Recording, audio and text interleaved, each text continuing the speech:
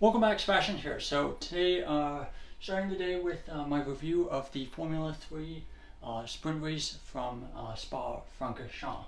So Beganovic on pole, Mini P2, Arvid Lindblad third in the championship coming into this race, starting in P27. Track was wet, but most drivers were, I think actually all drivers, I believe, starting on slick tires. So very tricky conditions to start this race. Tramnitz was under investigation before the race even got going, and there was a message saying that that would be investigated after the race. Same with the Premas. Again, as of recording this video, not really sure what that was about. The commentators really noted that the starting grid would be wet, so this meant that for some drivers you would have very big differences in terms of grip, which could mean that some drivers could get a great start and others would get pretty horrible starts, and that's kind of what happened. But nothing absolutely chaotic or anything. But Mini, really good start, and he was able to take the lead going into the first corner from P2 on the grid. Now, opening lap, Esterson spins into the barrier on the way up to Radion, so a bit of a scary place to have a crash, as we've seen many times in the past, but luckily just kind of goes off into the barriers and doesn't bounce back onto the track. Lindblad, also really good opening lap. He was up to 18th place. But because of that because of that spin for Esterson, we have a safety car that lasts 2 laps. Unfortunately, because the track is so long, the safety car took up like 2 laps out of 12 total. So again, takes up a lot more time than it would at a much shorter track. Lap 4, Mini has a bit of a moment of Radion, and this allows his teammate Beganovic behind him to attack him into Lacombe and eventually overtake him for the lead of the race. Also that same lap, Leon overtook Browning for P5, and at this point Lindblad still making really good progress up to P14. Lap 5, Montoya overtakes Browning for P6 at Lacombe, good move there. Prema, a bit of a strange one here, asking Beganovic to let Mini pass because they felt he basically was all 4 wheels off track at the top of the source. From the camera angle we saw, it was a bit hard to tell, but I do think it looked like he was all 4 wheels off the track. But he then later overtook him almost 2 kilometers later down at Lacombe. Again, it's one long straight without any braking zones in between, so I can see both sides of it. But as we're recording this video again, nothing has changed there. And yeah, Beganovic just kind of ignores that order and or the request and stays in the lead. Lap 6, Megatunov and Browning both go off at Lacombe. Browning really just kind of pushed him off there.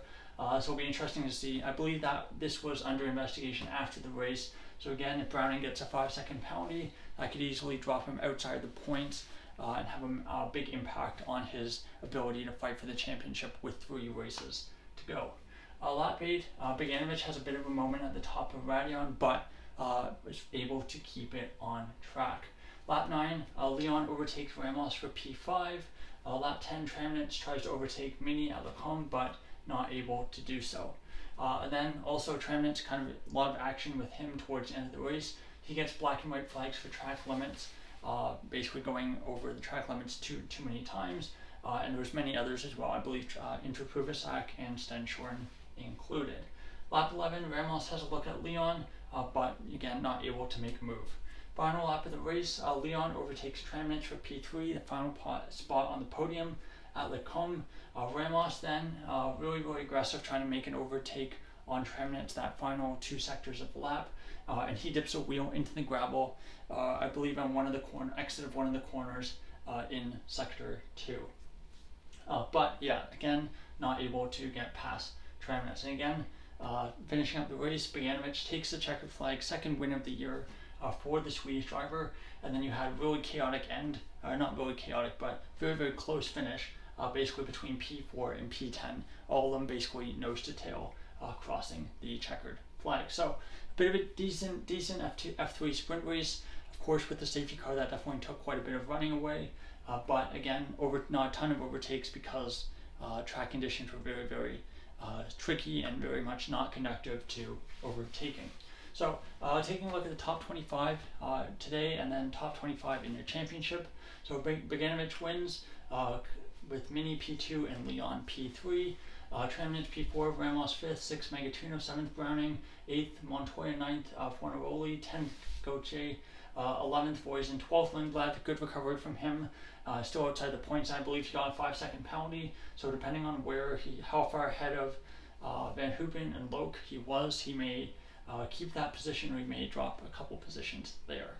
Bedrin 15th, 16th Dunn, 6th, 17th Stenchorn, 18th Tappinen, making his F3 debut, filling in for Solov, because Solov basically did a race in another F3 series, and again, similar situation to Stenchorn at Britain earlier this year. They don't want drivers basically doing similar cars, multiple series in similar cars for fairness reasons. So again, decent race from Tappinen, first race in International F3. 19th Smith, 20th Mansell, 21st Segazeta, 22nd Boya, 23rd Flourish, 24th Duca, and 25th Wisniewski. So for Mini, still kind of extends his lead at the top of the standings, 128 points with 3 races to go. Second Browning, 119, third Fornaroli, 114, fourth Lindblad, 113. Again, falls down, again, really suffering with poor qualifying sessions last couple of races. Fifth Bogdanovich, good haul of points there with that win, and stays in mathematical contention as well. 6th Manthel, 97, 7th Gauthier, 90, 8th Sullivan on 75, 9th Tramnitz on 61, 10th Leon on 60, 11th Van Hoopen on 53, 12th Megatuno on 48, 13th Boy on 41, 14th Voisin on 37, 15th Ramos moves up with those good haul points with 34, 16th Dunn 29, 17th Stenchorn 26, 18th Bertrand 25, 19th Montoya to 19, 20th Smith 12, 21st Words 10, 22nd Wisniewski 10, 23rd Interprovisac on 9, 24th Segazeta 8, and then 25th Loke also on 8. So there you go. There's my review of the 2024 Formula 3 Belgium Sprint Race. Anyway, thank you so much for watching. I'll be back later with the review of the Sprint Race for Formula 2. Goodbye.